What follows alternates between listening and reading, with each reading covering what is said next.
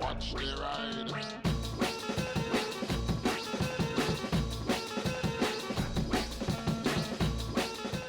Hey everybody, still Too Tall 110.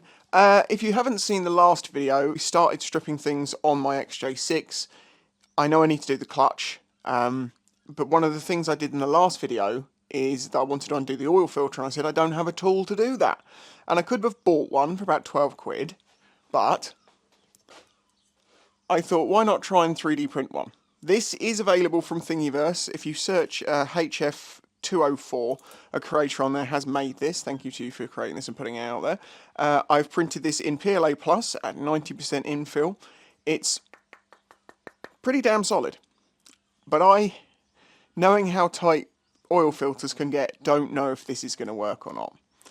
If it fails, my prediction is it will snap straight through the side here. The whole ring's going to snap off the back of it. It's actually got holes for the ball bearing to retain it, and then that goes on there, and well, that's the plan anyway. Okay, that is the best shot I can get you. This is what we need to get on to. Moment of truth. Oh, something, oh, what happened? I have a feeling I know what just happened. I think it lifted over it rather than turning it. So basically that doesn't work, and the reason that doesn't work is because this is slightly oversized and it's allowing it to jump over with the flex of what's in the wall here. And it's annoying that it didn't fail or work, it just was a bit too big. Okay, so I went to Halfords. Halfords don't sell 65mm oil filter tools. They only sell car ones and then universal ones which go smaller, but none of those actually go small enough, and I don't think I have the clearance. Anyway, if I order one, I can get it here by tomorrow, and I've got a couple of hours to try and get this off first before I do that. So, and sadly, it was at that point my microphone died for the remainder of me trying to get this oil filter tool working. So I'll explain. As you just saw, I had some shims in there made of energy drink pieces of metal strip. That didn't work. And I thought, well, I've got nothing to lose with this tool, so I drilled holes in the side of it, I tapped them. Being 90% infill means that I've got a good amount of plastic there to actually thread these screws into.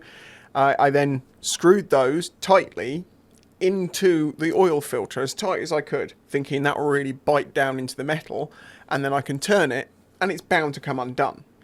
Well, as you're seeing, what actually ended up happening is it cut strips into the oil filter, and the oil started leaking out of the oil filter. Great.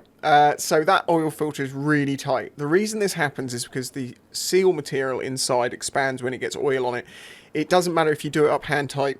When you put it on, it will be a nightmare to come off. It's just the way it is. This one's been on here a long time, so I've ordered a tool from Amazon, the proper size tool, and hopefully that's going to work. If that doesn't work and it mangles the end of it, well, then we're going to be getting into, well, destructive methods. But yeah, unfortunately, as I say, microphone stopped working, but at least we can jump through this and try and get on with actually getting this bike fixed. Look what I have. Yes, I have the correct tool. This is a 65mm 14 flute. If this doesn't do it, well, God help us, because we're going to have to get destructive.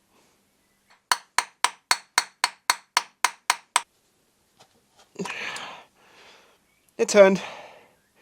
It turned with a metal one as well. No, it just turns. It just turns. Right, so I've borrowed one of these. Maybe this will help. Grab.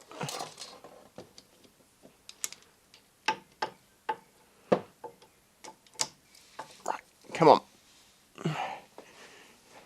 This is our best shot.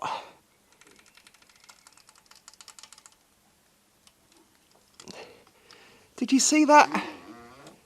Did you see that? Hallelujah!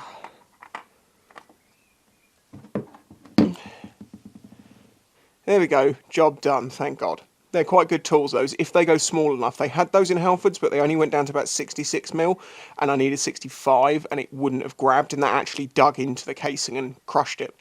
And the reason I wanted to get this done tonight is because I need to soak the clutch plates in oil, and I didn't want to do that unless I was sure I could do it tomorrow, which I now know I can because I got the oil filter off. So over there. Okay, so they're the steels for the new clutch. So I don't need to do anything to those. But these friction plates, I do.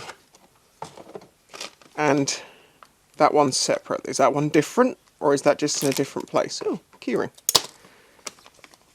I feel like you're different. You are different. Notice that in all clutches, one of them will be smaller than the others, and it's to allow for an anti-vibration ring at the bottom. So that is different, but I need some way now of putting these in a bag and soaking them in oil. So what you need to do is stick some engine oil in this bag, and then work that oil all over and into the friction plates. Pull them apart. The reason you're doing this is the friction material itself has to absorb oil for it to work properly. If it hasn't got the oil in it, it can burn it. And if they're stacked inside the bike like that, compressed by the springs, without any oil in the bike, and then you fill it with oil and then you try and ride it, obviously there's no oil between those plates. And as much as you might open and close the clutch, there's only so much it's going to release the pressure, so you really need to make sure oil is fully impregnated into them before you try and use the clutch. And that's easy. As I say, this. In a bag overnight, coated in oil. Done. So, until tomorrow, good night.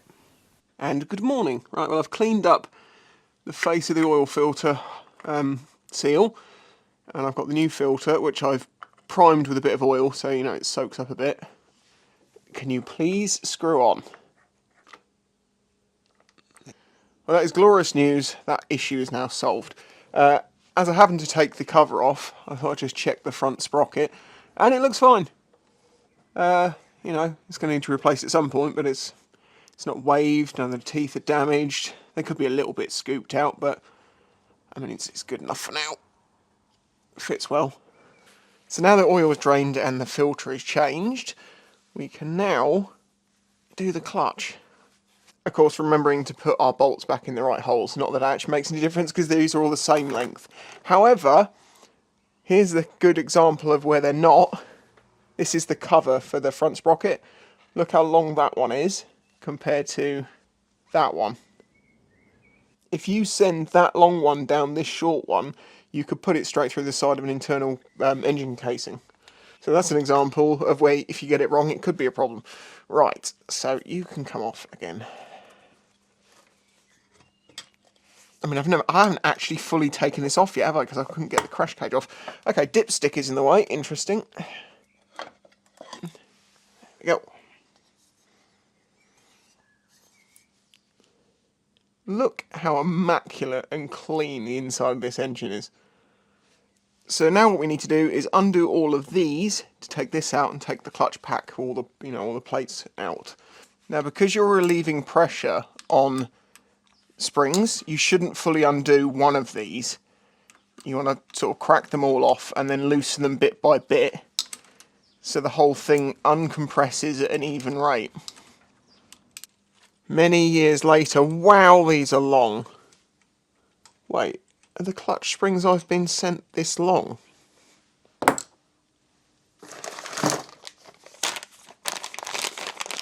Oh, yep, they are.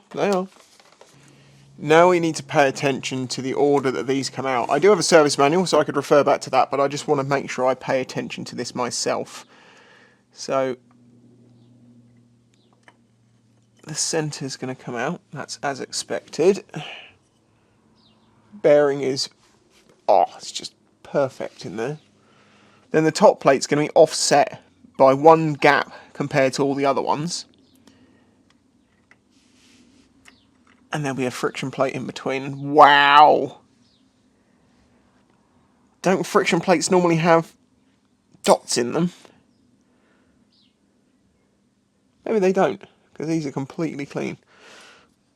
You'll also notice that this one is wide-toothed and these are narrow. So what I'm going to try and do is I'm going to take these out and put them on like something long and straight that I can't get the order wrong on, so I can actually check the order they came off.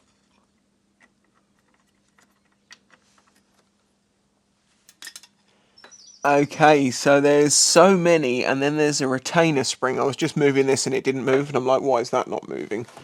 There is a little retainer in there. So there's basically a very thin wire spring that goes all the way around this little groove it sits in that holds the last couple of plates in. The tails of those, as in, because it's not a complete loop, go down and through a hole, and you can see them, and I've got to just get one end of it out, and it's very difficult to show you and very difficult to see for myself.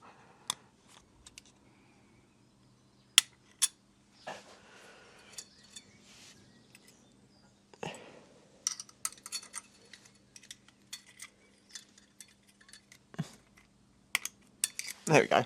On the end of these wires are just bends, and the trick is to make sure you get both ends through the hole, and then this bit can compress and it comes out.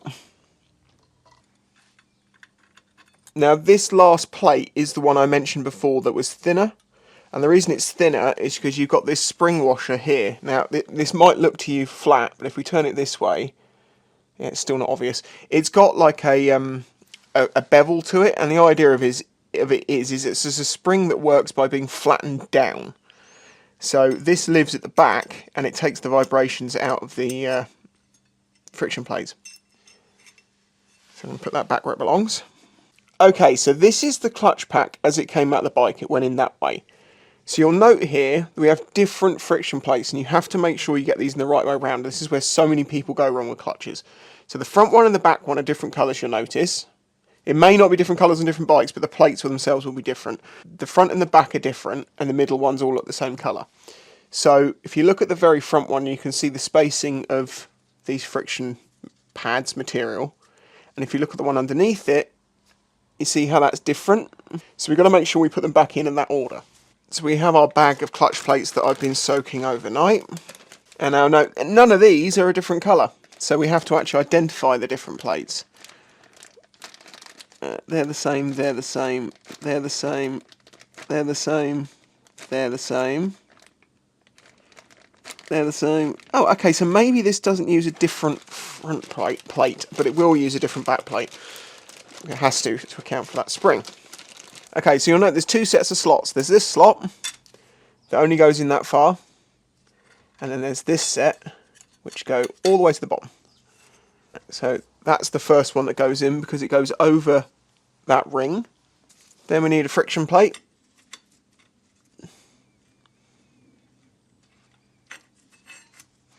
And now we've got to put that wire back in. So I'm pulling that tail down and getting this wire down into the groove.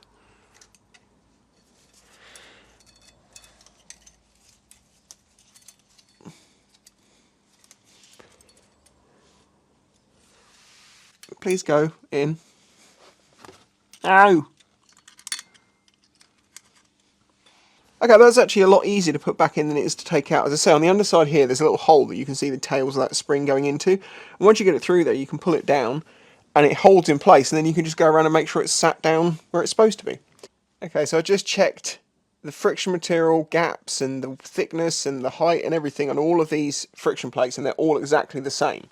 So it doesn't seem like there is a last one in this order like there is with the stock plates.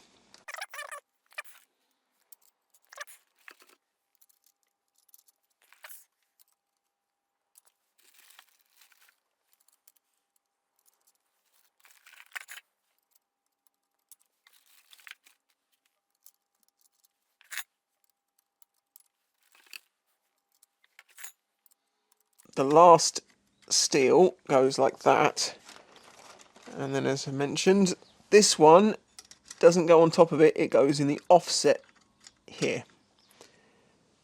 And that is the clutch pack rebuilt. And then we have our clutch springs. And of course, it's this point I need to mention that this video is sponsored by wemoto.com. It's a website which you can buy motorcycle parts and lubricants and all sorts of supplies. If you're working on your bike, Wemoto can help you with the parts that you need. Really cool system with them. Basically, I just request parts and give them a shout out, and that's it. Go and check the website out if you're doing work to your bike and you need any bits and pieces. They're amazing. Thank you to Wemoto for supporting this video and this series. Now, I will say, I thought these would have some sort of thread lock on them, and they don't. There is nothing. Actually, do you know what? I'm going to go and... Here is a great example of trying to not mess things up. I am very much sure that there is no thread lock on these, and I'm sure that these were never taken out before, so presumably they don't suggest putting any thread locker on it. However, I do have the service manual for this bike, so I'm going to go and quickly check to see what they say. It's obvious that they put thread lock on the engine casing bolts, but they haven't on these. Okay, so I've consulted the service manual and it does not specify Loctite for these. It does specify it for the case, so no Loctite here. So now we need to tighten these all down. Remember, you have to do this in like a star pattern to do it evenly. So you like go dit dit dit dit dit dit dit dit dit dit. As long as you're jumping opposites on the way down, it's fine.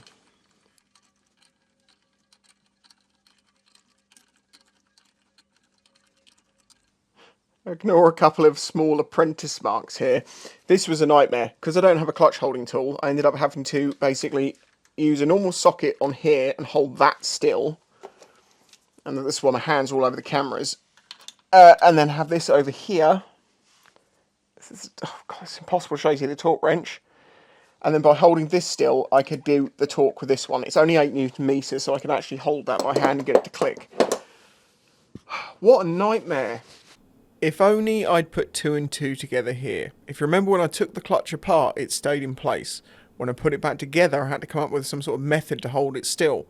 That should have been a hint that something's not right, and there is indeed something not right with this clutch.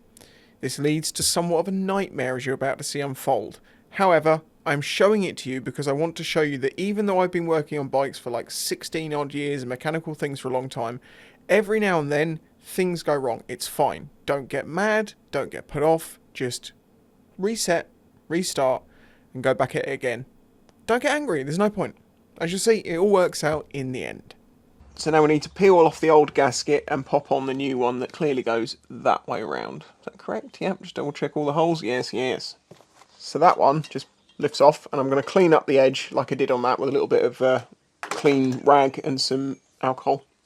The new gasket can go on to its dowel pins. Just double check everything lines up, which it does.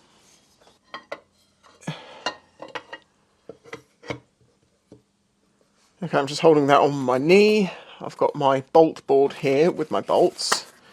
And I'm just going to put a drop of thread locker onto each one of these because the manual says it needs it. I'm not tightening these down yet, I'm just getting them close so they just hold the cover in place.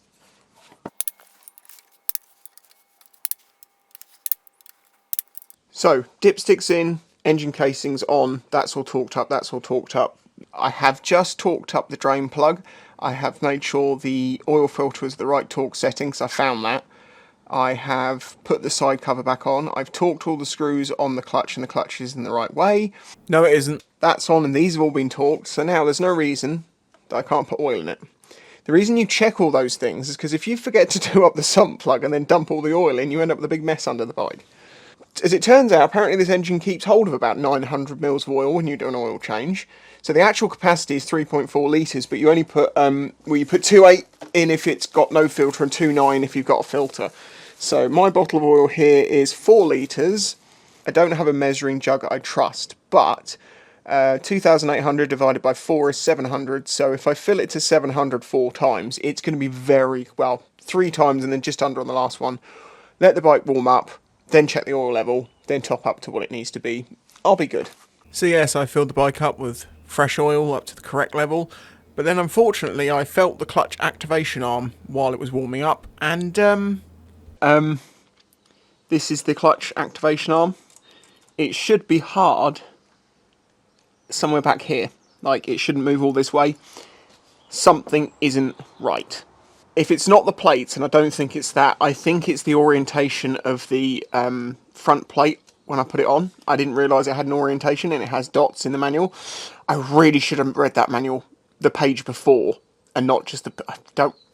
The annoyance of this is I've already put the oil in the bike, which means I have to get the oil out of the bike to take this off. I'll have to reuse the gasket and just hope it's okay. Of course, this is frustrating, but there's no reason getting mad about it. That's just going to take more time. I do wish to try and save this oil. So I'm going to attempt to do that. This is a very, very clean bucket.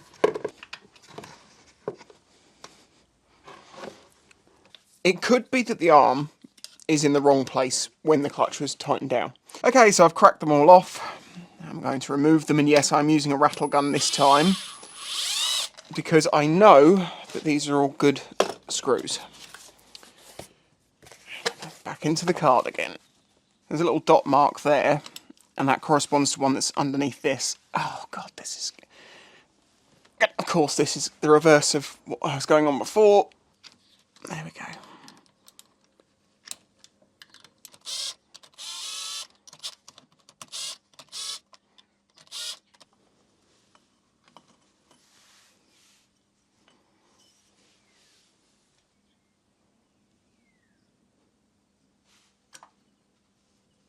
That's better. Something wasn't quite right there. Okay. Now the actuation arm is working like it should. This is the problem of not having the clutch cable now. It's said about these being like that.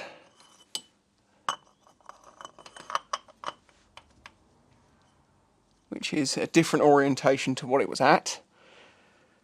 So let's try that. Okay, so the actuation lever on the other side has 2 points on it, and it says in the manual that when those 2 points meet, it's 2 little arrows, it should become hard.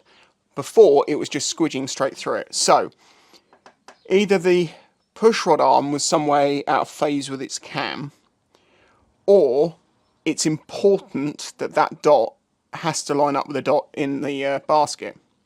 Either way, we just fixed it. So now we need to torque these up to 8 Newton meters, which is, as I say, is absolutely nothing. Yeah, see, now the clutch pack's staying still.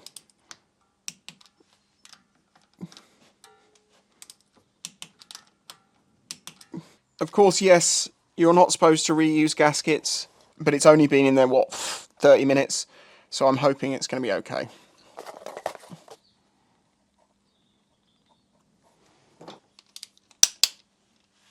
Okay, we are back where we were. I've just got to put that oil back in now. Sump plug 2. See? See? It's an easy mistake to make.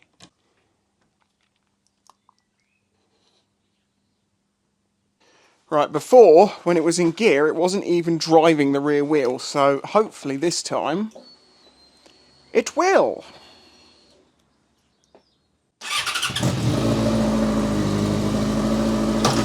Yes! Yeah, did you see the oil coming out of the dipstick hole? Yeah? Okay, well, can we keep that between ourselves, because this is, man, this one's kicking my butt. It's such a simple job, it's just little things. There we go, that's better. It's right at the top. I let it sit for a bit. When I came back, it was a bit too high, and you don't want to run the bike with too much oil in it, so I undid the drain plug, let a little bit out, and nailed it, so sweet. Okay, well that brings us to the end of this episode, and it's been a bit of a pain in the butt. Mainly because I just missed that one step that meant I had to take it all apart again, and yeah, I've learnt my lesson. As I say, I hadn't done this one before. Bikes I've done before, I hadn't noticed having a indication mark as to where it had to go in. I also think it could have been that the actuation pin across the engine was in the wrong place, but whatever, we got it right. So good news. In the next video, I need to do the air filter, pop the wheels off because I need to change the tyres, but otherwise we're getting there. So an absolutely massive thanks to the support of my patrons, to Wiimoto for supporting this build, and for everyone who watches it and leaves a like, I really appreciate it. So there we go. Don't be disheartened if things go wrong. It happens to everyone. And you can try and preempt every single problem you can think of, and they can still crop up. The difference is how you handle that. Until the next one, bye-bye.